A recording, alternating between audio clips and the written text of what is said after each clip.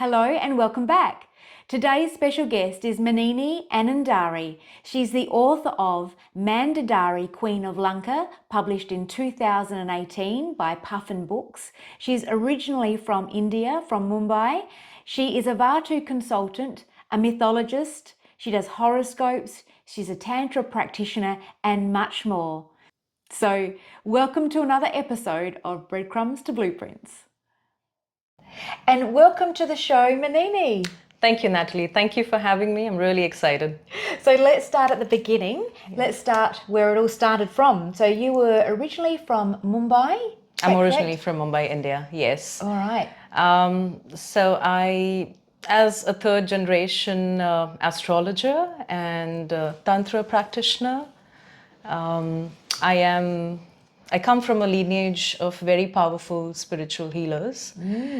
Started with my grandmother. She was a Tantra practitioner and an astrologer. She collaborated extensively with different spiritual gurus and other practitioners who were into this business. And she passed this profound knowledge to my father. My father was serving the Navy, but while he was serving the Navy, he had this intense calling to practice astrology. And so he was a very successful Vastu consultant and astrologer back in India and US. Okay.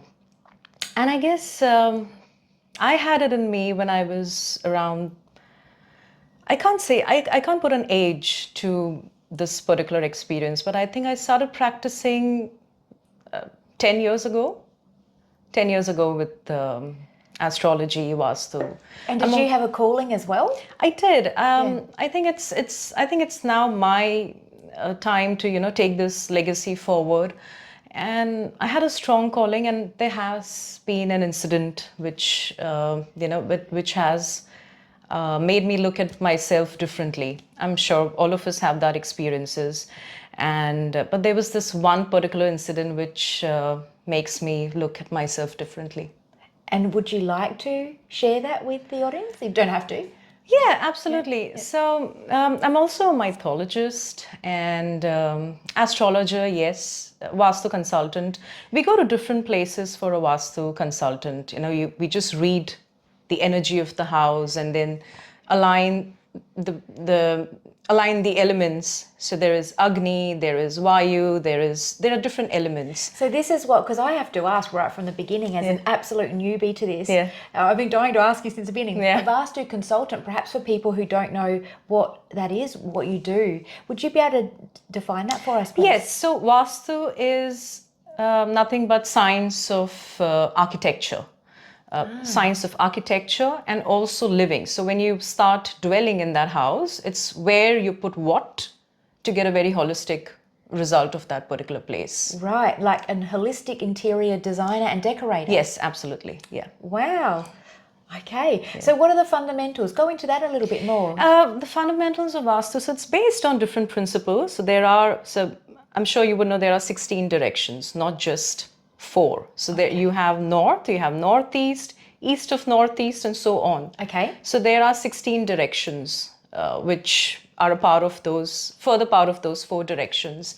And Vastu is all about placing the right element in the right section of the house. So when we visit a house for a Vastu, when there's a Vastu visit, we try and check the energy of the house. Not just the pendulum or, different devices, but then it's just to see what result it is giving you. It could be a business place, it could be anything. Right now where we are sitting, there is a Vastu for this particular place as well. The energies talk to you. Yes, that's true. Everybody says that when they come into this room. They said it feels really calm and relaxing. Yes, it is. Yeah. That's good. So obviously the Vastu, is that how you would say it, of a house or a business? If it's a house, you'd want it to be peaceful. Yes. You'd want it to be a healthy environment. Yes. So you would set things up to orchestrate those fundamentals. Right. And then if you have children, you want the children to focus on studies or maybe take up something in an art. You want the children to get going for it. You want them to learn. You want them to absorb as much as you want to give them as a parent. I see. So you're setting them up for success For as success, well. correct. Okay. And do you teach this to your children as well, especially the energy sensing part, or do they just have it as well? That's interesting. They have it as well. Yes. Bang on. So they have it in them, but they don't know what is right or wrong. So children are free to explore. Yes. But I guess it depends. If it makes sense as you grow as an adult, it should make sense to you. But I think children are very naive in terms of, they absorb everything that comes to them. Absolutely, yes.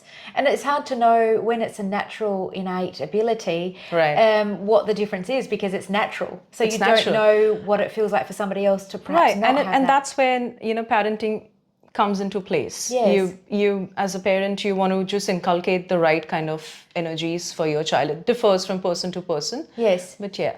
All right, this is interesting. So let's talk about this a little bit more. So Yeah. with the house, so organising the furniture, does it? Do we bring other items into the house like crystals or incense or what? I've got so many questions, but right. let's answer that one. Yeah. And then I would like to know is what's a big no-no? Yeah, absolutely, sure. So, all right, so there are different elements, yeah? So there are different colors to different areas. North has blue, east has green, then there is south which has red, west has white. So your furniture, if you're looking for a very, and there are different elements, okay? So there is air, there is water, there is space, stuff like that. Yes. So you can align your furniture in a way where, there's more blue in the north, there is more green in the east, more red towards the south, white towards the west. And when there is fire, when the element of fire is in that particular area, you're not supposed to mix it with water. I see. So fire and water cannot be on the same space, in the same space. And what would happen if it was? There are clashes. It could bring you some losses. It could bring you some repairs that you haven't really expected, unexpected expenses. Okay. Yeah. Very interesting. Yeah. And you do so many things. Let's talk about your book. Yeah. And congratulations. Thank you. Being an author myself, I know what it feels like to write a book and publish it. It's sort of like you're giving birth to something amazing. I know. Isn't it? So, okay, so your book is called Mandodari, Queen of Lanka. Yes. And it was published in 2018 by Penguin. Congratulations. Thank you. Please tell us about your book. So the book is about, it's a rendition of Ramayana. Ramayana and Mahabharata are the two main epics of India. And this is a different version of Ramayana. So I'm looking at the story from the other side. So the main hero in Ramayana, I'm not sure if you're aware, is Ram, okay, and his family. But I'm talking from the other side. So Ravana or Ravan is the negative character. Right. Yeah. And this is his wife's retelling. I see. So is this because I don't know about these things, so I'm learning as we're having this interview. So is this did you channel this book, or is it fiction, non-fiction? It is fiction based on mythology. And it's available on Amazon and Kindle and bookstores as well? Yes, it is. Yeah, of course, Puffin, What inspired you to write the book? What inspired me to write the book? I think, I don't know, I had this voice in my head which was, and I wanted to write about Mahabharata or Ramayana because my family has been reading, and in India these concepts are very popular. Okay, so Ramayana and Mahabharata is in a day-to-day topics. If you want to say something, you just pull a metaphor out of Ramayana or Mahabharata. So it's just a way mythology is taken in India. And I wanted to write from the other side because not many people can look at from the other perspective, Many people just try and follow. There's no one white or black way. There is no wrong or right path. You have to think from the other side. And I think that inspired me. And why Mandodari? Because I always wanted to write from a female's point of view or from a female protagonist perspective. And you've written another book as well, is that right? Yes, I'm in the process of just finishing the second one, which is based on Mahabharata. So going on from that story? No, From it's a separate book different. altogether? It's a separate book altogether. Again, it's going to be a female protagonist, a very lesser known female protagonist. Okay, very exciting. And do you have any estimation of when that second book will be out? I think it should be out next year because I'm trying to finish it as soon as possible. Yes. Horoscopes. Yeah. Tell us what you do with horoscopes, how that benefits people. Do you read people's horoscopes? I've heard it's a huge job to do somebody's horoscope. So, Yes, it is. So what I practice is Vedic astrology, which is mainly parasha. So there are different types of Vedic astrology. There's not just one way to do it. There are different ways to do it. So what I practice is parasha astrology, which is, to put it in simple words, it's just Vedic astrology. What it is, it's technically it's a snapshot of your planetary positions on the day, the time, and the location that you were born. So that's how you make a horoscope, which is in Hindi we call it as Kundali. Okay, Right. so there are 12 houses, and the planets are placed in such a position wherein they can give you a deeper insight of your personality, of your day-to-day choices, and how you deal with situations. so what are the benefits of somebody knowing their horoscope? Would it be just a way of them understanding themselves? Yes, but Vedic astrology also gives you a deeper insight, or a deep insight into what your next 5 years would look like. What is it that you can choose as a career, or what is it that you can inculcate to, maximize your opportunity, Your potential. your potential. Yeah. So the first house signifies your personality, your body, your head. Also talks about your strength, your character. That's the first house. The second talks about your family background, your bank balance that your family gives you. Also food, speech, primary education. The third house talks about your siblings, and it also talks about short journeys, something to do with hands, how artistic you are, comes from the third house. Fourth house talks about mother, your house, house as in the home. Yes. Then fifth talks about your education, intelligence, your children. Yeah. The sixth house talks about diseases, enemies, debts. Yeah. Seven talks about partnership. It could be any partnership. It could be marriage. It could be business partnership as well. Eighth talks about death. It talks about sudden losses. It also talks about occult. Okay. Yeah. So if you have a strong eighth house, or if you have a different planet in the eighth house, you are more prone to get into occult, or like some similar to what you do, or parasciences, and something similar to psychology and stuff like So that. I might have a strong eighth house. Eighth house, yes. Okay, Yes. interesting. Ninth house is about religion, guru. It's about, so ninth house is the bhagyesh. It's very important. It talks about guru, your culture, how you're going to be in the society. 10th house is about your career, your profession, also stands for father.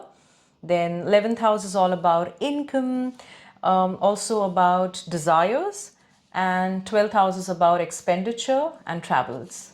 Right. So you work these out looking Yeah. at the horoscope. Yes. And there's 12 houses, because I'm just trying to link and connect this. There's 12 months in the year.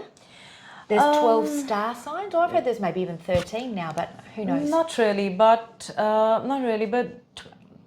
wow, good question. So I don't know why we have these 12 houses, and I'm representing them. I'm drawing this in this particular format, but there are different layouts for a kundli. It could be a circular kundli, it could be a different, so there are different layouts to the same diagram, but the results are the same.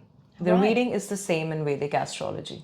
Okay, so Yeah. sometimes I listen to tarot readers online, Yeah. and my favourite is White Feather Tarot, and she sometimes talks about something in the 12th house or something like that. Yeah, and correct. I never know what they're talking about when they say that. Yes. So maybe she practices in a different layout or a diagram. Okay, so this is just a diagram, it's just a layout. But yeah, so there are 1 to 12 houses which can stand for different areas of your life, and where the planet is situated gives more knowledge about what it has to say about you. Very interesting. Yeah. And the planets signify? Yeah, this is what the planet signifies. So the sun signifies your soul purpose. So let's say you have sun placed in your first house, second house, third house, the kind of effect it gives you. Okay. Then you have Rahu, which is like a shadow planet, Rahu and Ketu.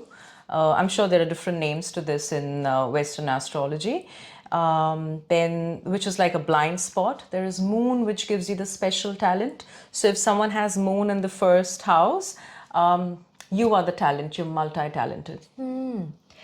And so it sounds to me like everything about us is written in the stars. It is, yes. So, and then there are different planetary positions. There are different changes, which happens at every stage of your life. And Vedic astrology is about that reading. I see. What if you looked at your chart and thought, oh, I don't like my chart? Have you ever had anybody that thought, I want to be over there, I want to be like number 10, or Yeah. what happens like when people, if they're having bad luck? I guess a lot of people would come to see you when things aren't going right. Right. And so they have the astrology chart done by you, and then they get the answers. But how can they shift it if they think, oh, I'm in the 8th house, which has got here sudden loss or gain and troubles? How can a person shift themselves out of that house if it's written in the stars? Very good question. So there are different remedies that you can practice. So if you have a weaker sun in your chart, you can do remedies related to sun. I see. Okay. So Vedic astrology is vast, and then there are about 1,000 remedies for one thing. Okay. So the easiest we say is you worship sun. Okay, with a different format, with a different ritual, and try and absorb the positive side of sun because it's weak in your chart. And the sun, let's talk about the sun. The sun of God. Yeah. I'm looking at a lot to do with language. Yeah. And the sun is our sun. If you look at this, if you relate it to the sun in the sky, the sun makes us healthy. It makes things grow. Yes. It sheds light on the situation. It just sometimes I think to myself, that's maybe the true sun. And I don't know. It's just yeah, a you're thought. right. You're right. It's so just a sun thought. is the leader of all gods. Don't you think when it's dawn or when it's day out in the sky, that's when we start our day. That's right. So sun has a lot of leadership qualities. A person with a sun in the first house is a born leader.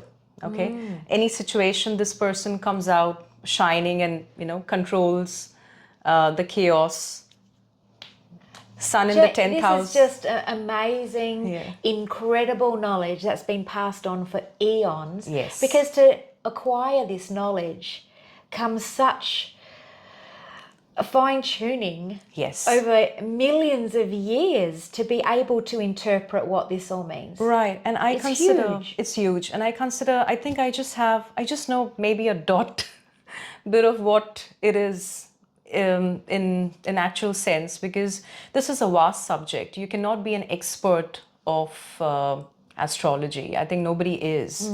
You just learn something, you practice it very well, inculcate certain practices, and then try and help the other people. But I don't think I have met with an expert of all, I don't know if anybody could be an expert. Yes.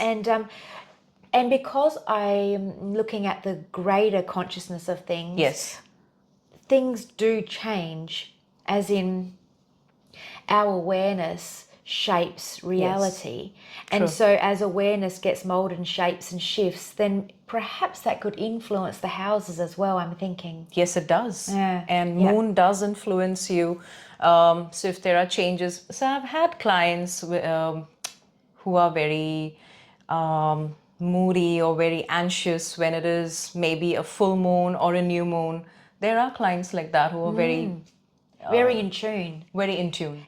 Where did you go to learn this? Was this through generational knowledge in your family? It was. Like I said, I'm a third generation astrologer and Tantra practitioner. And so my grandmother passed it to my father, who took it forward, and I think he passed it to me. He wasn't very inclined for me to take up Tantra as a practice because, of course, there is a father. There was a father in him that wanted me to maybe not explore this dark side so openly. So he wasn't really into, he didn't pass me the Tantra. I think my grandmother was one to give me that particular knowledge. And the dark side of Tantra is the shadow side of people. Is that what it is? Yes, it is. Yeah. So when we talk about the dark side, like I said, there has been one incident which changed the way I looked at myself, and it has made a lot of difference in the way when I step into the house and, judge the entire energy of that particular house. I'll tell you what that incident is. Sure. But I was practicing astrology for the last 10 years, and I think this incident took place somewhere in the last 8 or 9 years ago. This happened. But till then, yes, it was taught to me this is more like a math. So I knew what is happening. I knew how to read charts. I knew how to do Vastu. But there's always this hidden side to different things. And I could explore that only after that particular incident. Okay, so there's duality in everything. Yes, there is. But that's how we learn and grow. Yeah. So it's all good. Yeah.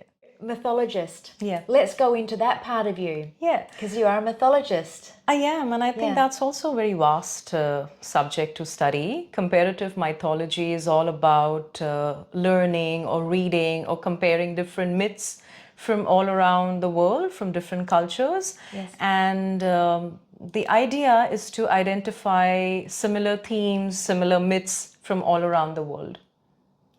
Right, so go into that in a bit more detail. All right, so let's say, have you heard about flood myths or fertility myths ever? Fertility myths, Yeah. yes. Yeah. Yes. So just giving you an example of how comparative mythology works. So there is a flood myth in every culture. Okay, there's a flood myth in Egypt, there's a flood myth of India, and there is a flood myth of Noah's Ark. Noah's Ark. So that's a flood. So there's an example of a flood myth. Yes. Noah's Ark. Yes, Okay, Noah's gotcha. Ark is a flood myth. Okay. And similar to that in India, we have a story, which is the flood myth of India or the Indian subcontinent, let's say. And so there's this person called Manu, okay, who's this one person. And there is an avatar, or let's say, that's how we personify God. But there's one avatar which comes in the form of a fish, which is the Matsya avatar. And so the Matsya avatar is giving Manu a heads up that this is going to happen. And you have to store certain grains. You have to bring together different animals and, protect yourself and take it to the next. Yes. Save it for the next generation. That's the flood myth. Very similar to what Noah's Ark is in I see. Western concept. And so you study all the different myths. Yes. And what is the purpose of that? Interest or finding a common thread? Just finding a common thread, I guess. Yeah. And what do we gain from knowing that? So the idea is to just identify different themes or different stories. Okay, so as and when we made more sense about what happens in the nature. Okay, so how myths came into place is we wanted to understand nature in a different. Man has always been trying to understand nature, right? So that's how myths were made. So I'm sure you must have heard about a lot of Aboriginal myths about creation, about flood, of how the sky was made or how the sky was Yes. separated. There are many myths about that. Yes. So the study will just give us an idea as to how, we all try to make sense of that particular belief or nature in our culture.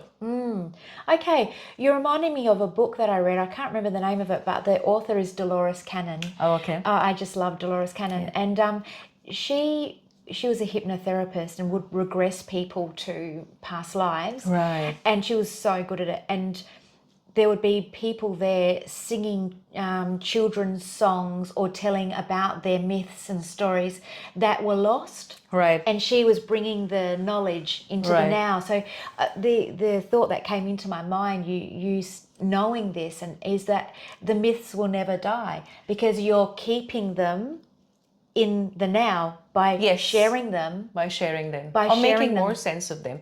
So I don't know why I was very interested in mythology, but then isn't it a part of the same science? Because when we talk about mysticism, we talk about astrology, we talk about mythology, it is a part of the same circle, right? Somewhere.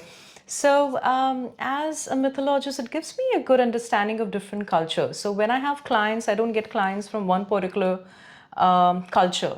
It's multicultural. So it's easier to understand what they would practice or what they wouldn't practice. I see, yeah. To someone from China or from Korea, I cannot give them a remedy which is aligned to a Surya Namaskar or a Mudra, which does not make sense to them. So you find the right language Yes. to be able to deliver the information through Right. the mythology of their culture. And the right ritual that they can follow. Oh, I'm really following you now. Yes. Okay, gotcha. Oh, that's so good. So good. So it's a way of communicating effectively, Yes. using their cultural stories Right. to have an effect or an Right. understanding. I get Of it. different culture. I get it. All right. Yeah. So what else would you like to share with us today?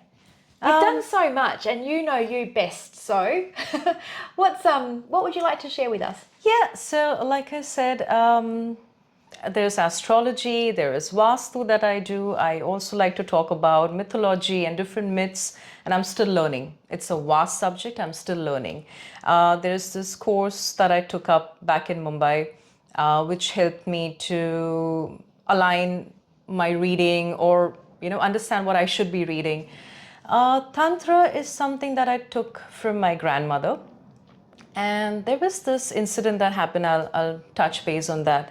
So back 9 years ago, back in India, my husband and I, we were traveling to this particular place, the city Pune. He travels a lot for business, and there were a few incidents which made us feel that there was a different energy in that particular place. I'm sure you would feel it too, right?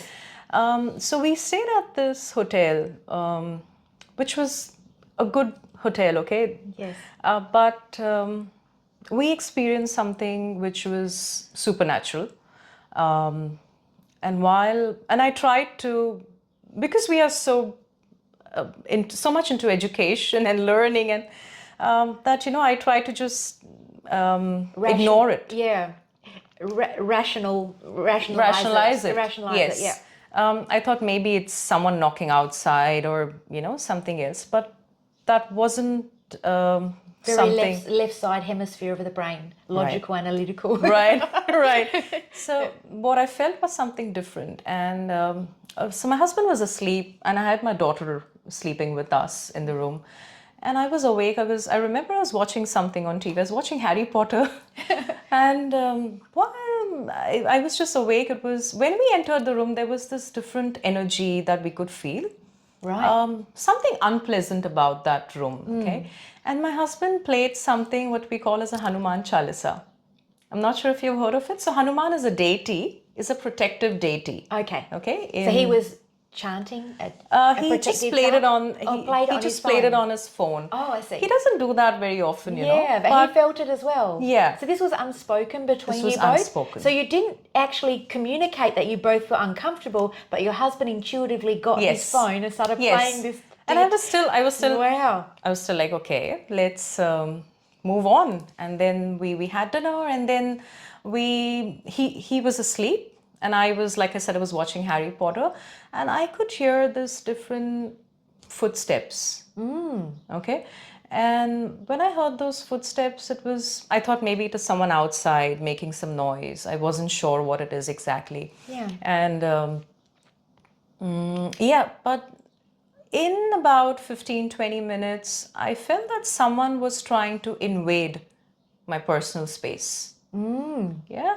So I'm And not you're awake watching Harry was Potter, and you could feel this being wide awake. Yes. Wow. And then I switched the channel. I said, okay, let's watch something else. And maybe it's something in the TV or the channel. Yeah, that's what came. I said, okay, let's switch. And then, but I was very sure, Natalie, that something was walking there. So this is my television, and I could feel that someone is just walking here. I've got goosebumps on my legs. You telling me this story? And I'll get them soon. Yes. So ascending, descending, ascending, descending. There was someone walking there in that room. And when I was beginning to ignore, okay, I said, okay, let's move on. My daughter was asleep, my husband was asleep. Yes. But then that energy shifted its movement from the front to this side where I was seated. Oh, okay. Yeah, Getting I was sitting very close now. Very close, trying to invade my personal space. And I'm sure no matter what or how conscious you are, but when I stand very close to you in your protective circle, you will have an idea that someone is trying to, or someone is standing close. Oh, I get it. It's like when somebody's looking at you and you're in your own world, but then you feel it and look at them. And look at them, that's correct. correct. And then you catch them looking at you and they look away. And it's that kind maybe of thing. there's a scientific name, maybe you know that better. But so you have this sense where someone is looking at you and you look back. Yes. Like that, I had this feeling where someone is trying to invade my personal space. And then that moment became upward and then downwards. It was like this. I could feel someone near my shoulder. Oh, jeez. And that's very uncomfortable. Yes. And I don't know why I felt like it was a male energy. Yeah. Someone, and I don't know how you get visions, but I'm sure many of us experience a lot of visions and intuition, but it's difficult to just trust yourself so much at the beginning. Yeah, that's what I learned from this incident. I'll tell you what happened. Yes. But trying to invade my personal space. And then I felt something heavy, okay? I felt that person looking at me, judging me. And it was just moving. And I heard clear footsteps. I was very sure that I'm listening to someone ascending and descending next to me, or coming forward and going backwards. And it was trying to get into, or trying to scare me, or trying to, I don't know what it was trying to do. I'm not sure. I don't talk to spirits. So, like I said, I'm not a medium, but to understand what they want is difficult at times for me. But next what happened is that, of course, because I've been taught a lot of mantras, a lot of deities behind my and back of my mind, and then they all come to the front. Yes. And then my immediate reaction was, don't harm me or my child, just stay away, or I'll invoke some or the other god or goddess. This was my clear, this is what I wanted to just tell that energy. Yes. Just stay away, maintain your distance from me or my daughter. Yes. And otherwise I'll have to invoke something, or call upon a goddess, or start chanting a mantra, or maybe start Hanuman Chalisa. This was like a warning. Yes. And when I said that, it stopped. It actually stopped. And then I just felt that energy is somewhere in the corner of that room, but it was looking at me all this while. Gee. But then this energy was on a defensive side, okay? Not in the attacking mode. It was on the defensive side. And then me being me, I just went back to sleep. I mean, I just went to sleep after that. Yeah. I said, okay, whatever it is, maybe it's just something that I'm feeling, or my mind is working that way. And you wouldn't have gone back to sleep unless you felt safe. Yes, and I felt safe. I said, okay, I'm safe now. I went to sleep. And this was around 11:30, 12. that this incident happened. I was awake late. I switched off the television. I went to sleep because I felt safe, like you said. Then in the next 3 or 4 hours, my husband just woke me up. He never does that. So he just shook me. He said, "Manini, are you asleep? Are you asleep?" I said, "Of course I'm asleep." So I remember getting up and just looking at something behind him. Okay, I don't know what it was, but when you just get up suddenly from your sleep and you notice something, you can't really make sense of it, right? You're still dreaming about something maybe. Yes. And you don't know what stage of dream you are in or your sleep you are in. Yes. And I got up, I saw something behind him. Like a black shadow, okay? I can make more sense of it now. And then I said, "What happened?" He said, "Are you asleep?" I said, "Yes, it's, what time is it?" He said, "It's 4 o'clock. Okay." And then I was too sleepy, I went back to sleep. He woke me up again at 5. He experienced something different, some negative energy. He felt something sitting on him. Like sleep paralysis? Yes. Yeah. Something similar. Yes. And he said that it was some sort of a female energy that he felt. And I don't want to ask him a lot of questions at that time, okay? But he didn't say this at that time. We talked about it later. And he kind of said, "Now you should be awake. Just get up. Don't go back to sleep." Okay. And I knew that something is wrong. Yes. I knew something is wrong. And while we are talking, and then, I said, "Okay, I'll just make a cup of tea. And you have to go to work at 6. So we were there. He was there for business. We were just accompanying him. Yes. So you have to go to work at 6. But again, I felt one energy at this side of the room looking straight at us. And then there was this, like you have these night lights in the floor down where it keeps, it's just a night light. Yes. It kept flickering. Okay. It just kept flickering, and this wasn't the case when we stepped inside the room. It just kept flickering. So I could sense something is going wrong, but then I had my child with me, and then it was too early in the morning that I didn't want to create that panic. Yes. And I know one thing for sure, that whatever energy it is, if you try and panic at that time, it has an upper hand on you. Okay, so you have to maintain your calm. And you just knew that intuitively.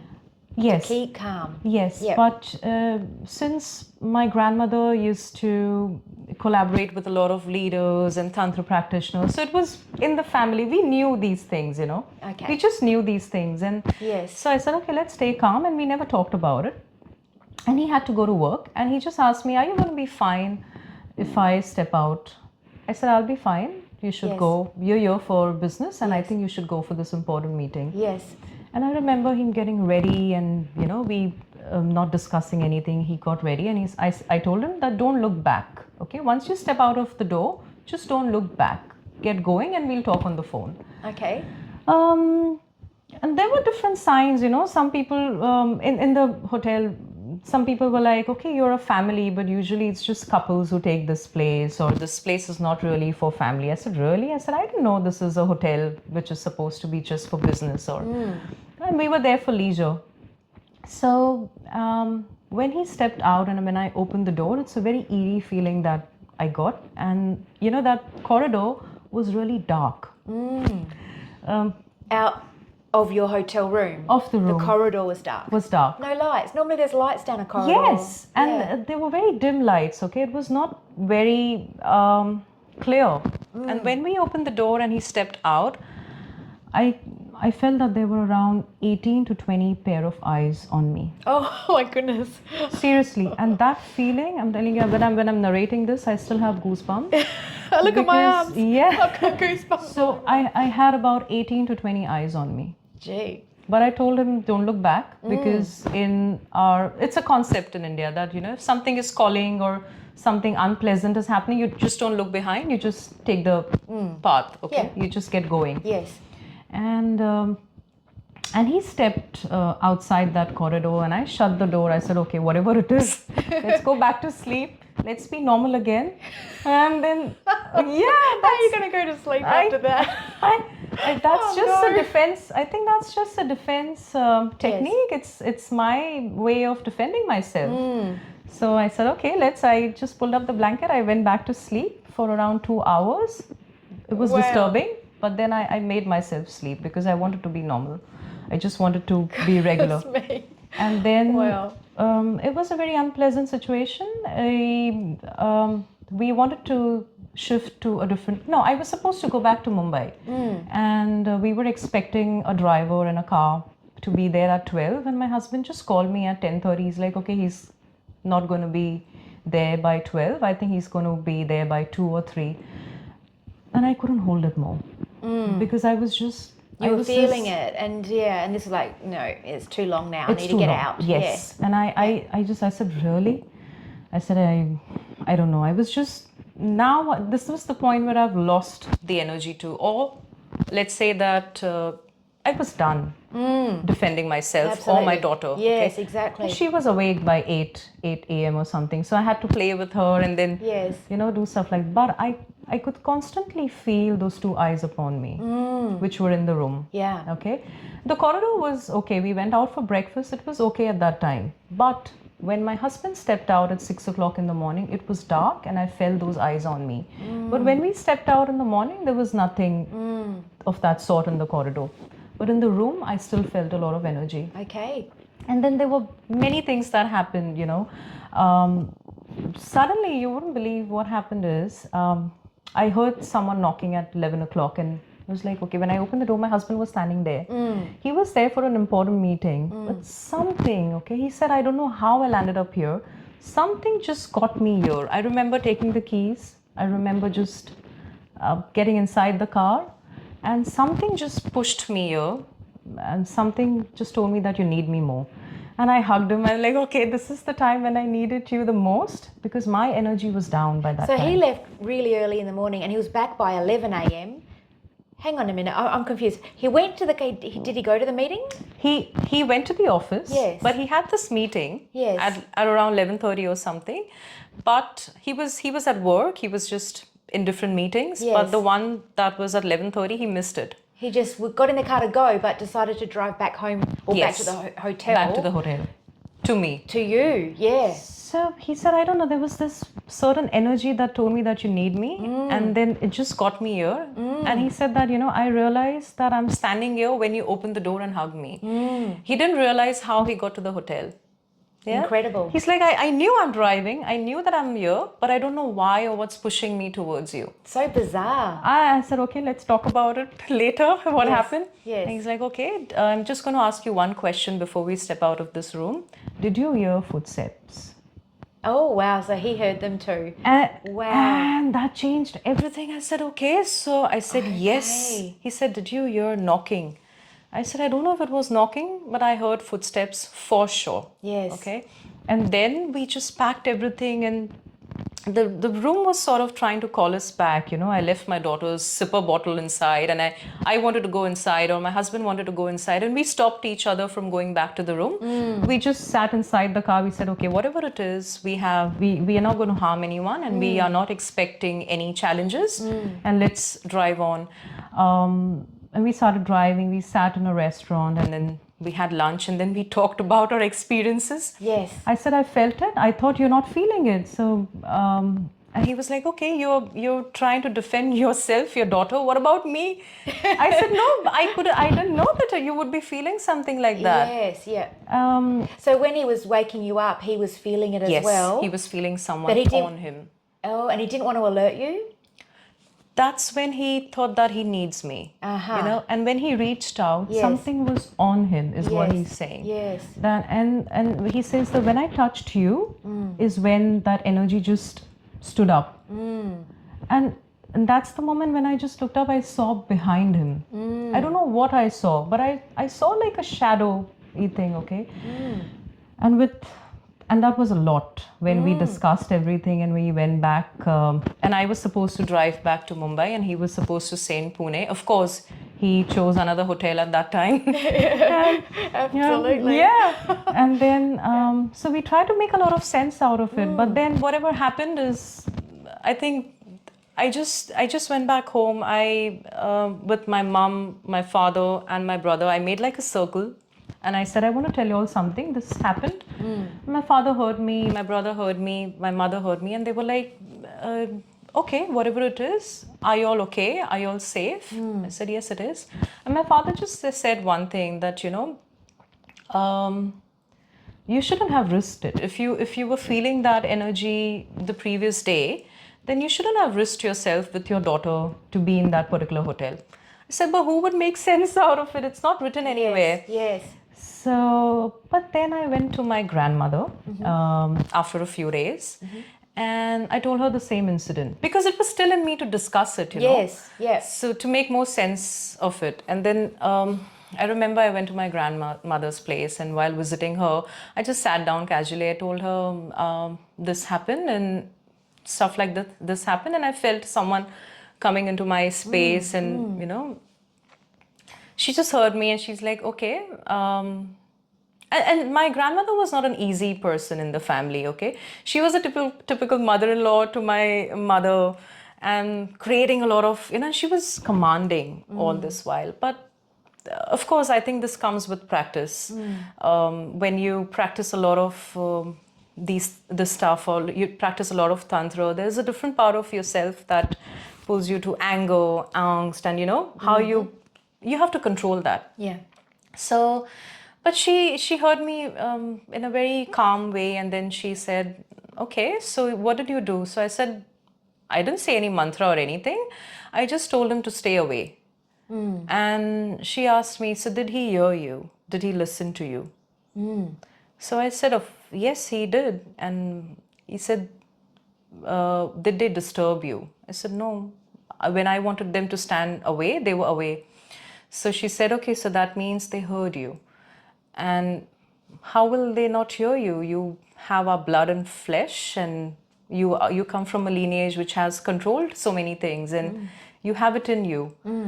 And that particular statement, I think that changed everything. Then she gave me a mantra, a protective mantra that we are supposed to chant. She said, you have it in you. There is something occult that is pulling you, and you can control it. You should take this forward. And then she gave me a mantra to practice. And she said that you have to do it like around 1 lakh or something times. But she said, don't count, just keep on doing it. Okay, and I did it for 2 years. And that's how I made this protective cover, like a shield on me. And after that, I've been to different houses. I've experienced a lot of energies around. I was able to show them a way outside that house because they were causing a lot of issues to the people staying in the house. Right. So I can't communicate to spirits. I'm not a medium, but I can show them a way to release themselves in the outer world. But you can feel it. So when you go into other Yes. people's homes, can you feel that energy they're talking about If as well? there is, then yes. Yeah. Yes. And with what happened, that experience, did your daughter, being so young, she was very young, Yeah. under the age of 5? Yes. Did she feel it as well? Nothing. No, only to you and your husband. Right. And Interesting. that's very interesting because children, I think they come with the protective shield around themselves, So as a parent, you have that cover on you. Harry Potter, right? Don't you think that mother has this protective shield around Harry? Something similar. I'm just trying to make more sense of Yes. what I'm trying to say. But there's always this shield that children have. They're very sensitive. But I have had clients who have children and they've started crying, or they're not able to sleep in a particular room. And then when they shift to a different room, they're able to sleep. So children react. But to my daughter, nothing happened. Nothing. No. So interesting. Yeah. So I wonder if it was just that hotel room and that hallway, or whether it was the whole hotel. Yeah, I don't know. I don't know. So bizarre. But then, but I'm very confident I felt those 18 to 20 pair of eyes on me when I was in the corridor to see him off.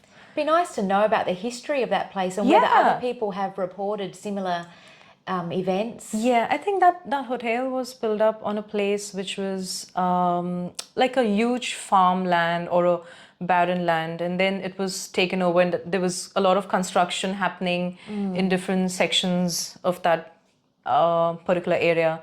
I don't know what happened, or we never tried to inquire because we were done with that Yeah, place. just walk away. Yeah. And so that has really shaped you in your experiences It did. and how you help people now. Yes, it did. Yep. And In with- what way? Can I ask that? Yeah. How has it changed you? So I'll just give you an example, or just telling you a story of what happened when I visited someone in Mumbai. It was through a friend that I went to someone's place, and that's how they recommend, right? There's always a word of mouth that so they were experiencing something weird in the house, some energies, but they didn't tell me about it about this.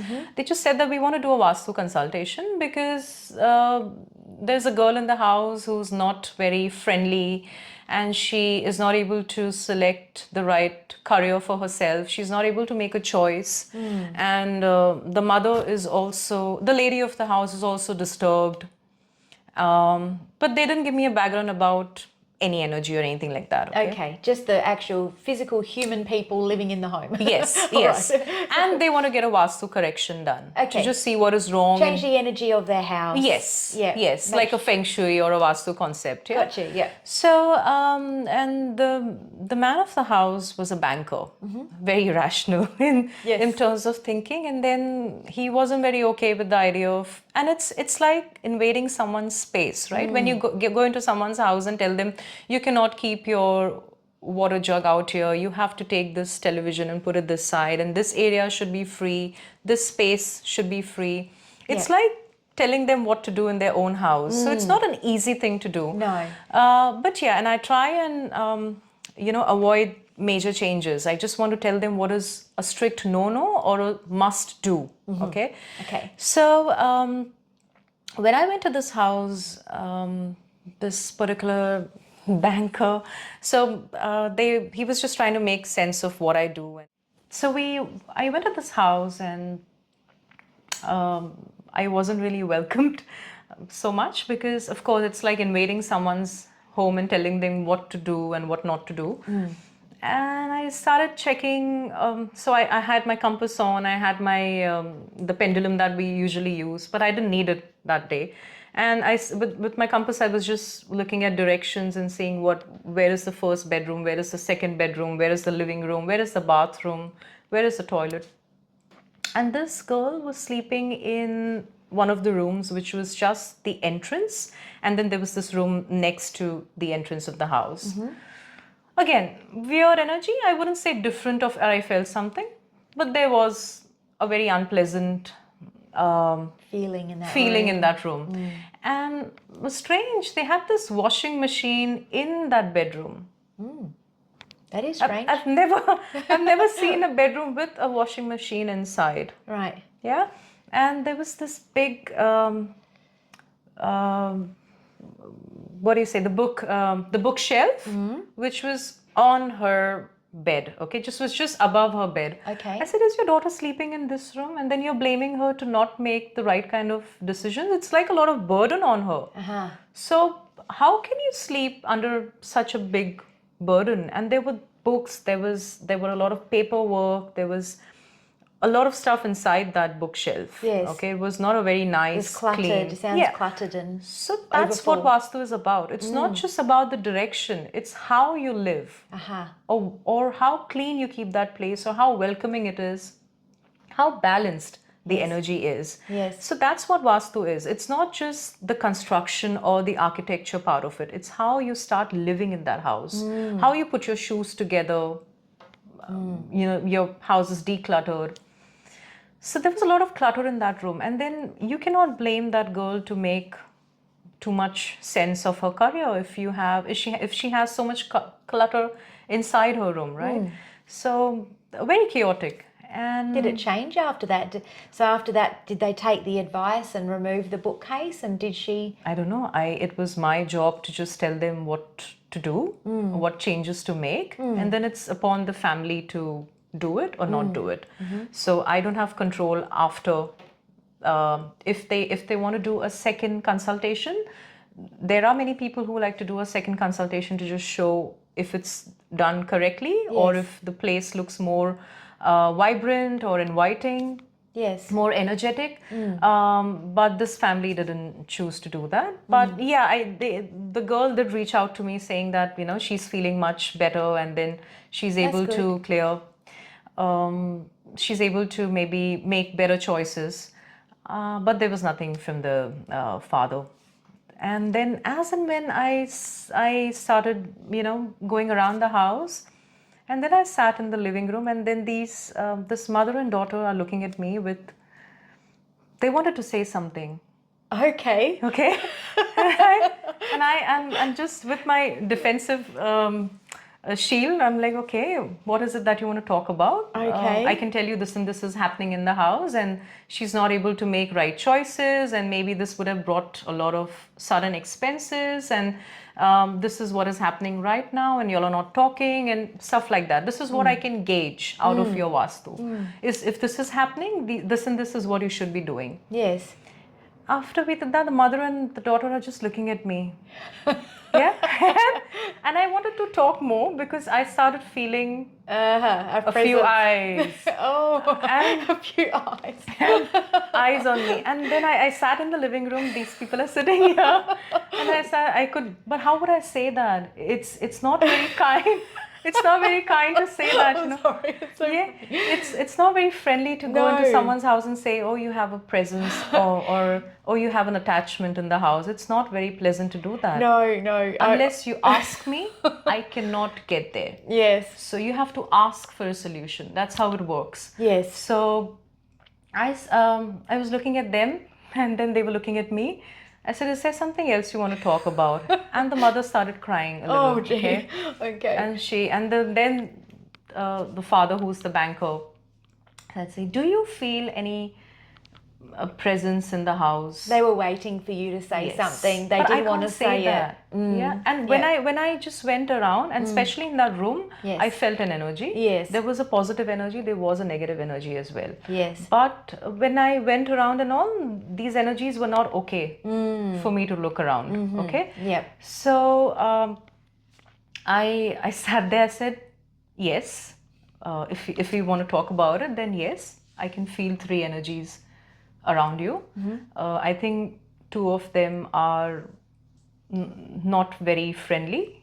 Maybe, you know, they are reaching out to you, causing issues or giving you a bad experience in your own house. And one of them, I feel it's a positive energy, but I'll leave it to you. What is the experience that you have? And while we are talking, you know, I had this book. I always keep a book with me to just write down whatever I want to, and then give those notes to them. Yes. There was no air in the room. There was no fan in the room. You wouldn't believe what happened, Natalie. This book, it just flipped like this. The pages were just going around. Oh, really? It's like you're not writing any notes on us. Close that book. And then it just flipped left, and then a few pages flew right. And that was weird. Okay? And I felt as if those energies are just moving. Right. Okay, they're just moving. They are angry, or maybe they are expressive. Yes. They wanted to just express that we are around and you're talking about us. Yes. And that's what happens. And we're listening to you, and close that book, not writing notes on us. Yes. And then I said, yes. Yeah. So what is it that you're feeling? And then and suddenly this daughter and this mother started telling me a lot of incidents that happened. Right. And I know what is happening. I know what happens, but it's my job to just listen to what they have to say, right? So I heard them. So they are telling me that, you know, we have this smell all around us. And the girl is the shield of the house, by the way. And that's why she was going through a lot of chaos in her career. She was not able to sleep. She felt that there's this huge figure trying to invade her space. Right. And at times, you know, the mother would just hear her say, get out, just go from here, just get out. And then the mother is like, what's wrong with my daughter? But she's trying to protect. She could see more than the others. And this daughter was about 16 or 17 years of age. Yeah. But she was a very powerful person. If you're able to defend in such a way, you're a very powerful soul. So then I could relate to whatever she's saying, because she's like, there is this constant bad smell, and then there's this when I get this bad smell, after some time I have this fragrance from somewhere, and I try and look around as if someone is around. If you try and make sense of it, the bad smell could be the negative energy trying to maybe make its presence felt. Yes. The fragrant smell that she was getting, the fragrance that she was experiencing was probably the positive energy. But I had this vision wherein there is this big man in the house, there is a lady, and then there is an old lady. Okay, but these two, and then I tried to ask a lot of questions. I said, when did this start happening? And she was like, and the father was like, my mother came home from the hospital. She wasn't going to make it, and she was in coma for a certain period of time. Yeah. And I said, yes, that's when it started. Aha. It must have entered your house through your grandmother. And there was these energies that entered the house with the grandmothers. So when she came on a wheelchair. She had this, the pot that you have, the toilet pot. Oh yeah, in commode. A commode, like yes. a something which is mobile for them. Yeah. And they still had that in the room. I said, you have to give this off. Right. You have to just part ways with this thing. Why are you keeping this in your daughter's room? Yes. Just declutter everything. Yes. And then I gave them a remedy that's about feeding the spirits or just feeding the soul. So there's a remedy to do. They practiced a lot of those remedies, and I got positive response, but still the banker was not able to accept a lot. Yeah. But these two women were quite satisfied. A bit more open. Yes, they were That's open. good. So you go in and help people with the negative energies in the house. Yes. And this is part of the Vastu practice. Yes, it is part. Okay. It is a part of the Vastu practice. Not many Vastu consultants would really, but I think all of them are aligned. At the beginning, it's just science, where to keep what to align, which element to balance where. Yes. But then it's more than that. I realized that when I used to accompany my father for Vastu visits, there were times when he used to just step inside the house and say, everything is okay, just change this. And I used to ask him, you haven't looked around, you haven't checked that direction. He's like, no. What I'm doing, when I step inside the house, I know what's going wrong and what's right. And I realize that's happening to me. When I step just a knowing. Yes. It's just this intuition that you have. Yes. Incredible. Yeah. Well, thank you so much for your time today and sharing these stories with us. They're not stories, they're your life experiences. Yes. They're not a story, they're real. Yeah. So thank you. I've really enjoyed our talk today. I enjoyed narrating everything. Yeah, so good. And it opens up our minds as to, there's other stuff going on in the world. It's real. It's not just Hollywood movies. Right. It's we're far greater than who we think we are and what's going on around us, and we're also very powerful. Yes. Yeah. All of us. And trust your intuition. Intuition. Yes. All the time. Very important. Yeah. Well, thanks again. You're welcome, and can't wait till your second book is out. Do Thank you have you a so title much. for it yet, or? Yes, there is, but I'm waiting for the publisher to give me a go ahead. All right. So stay tuned. Yes. We'll put Manini's information in the description box below. So thanks again for watching another episode, and we'll see you in the next one. Bye for now. Thank you for having me. If you have enjoyed my show, please remember to like and subscribe to the channel. If you would like to be my next guest on the show, my details are in the description box below.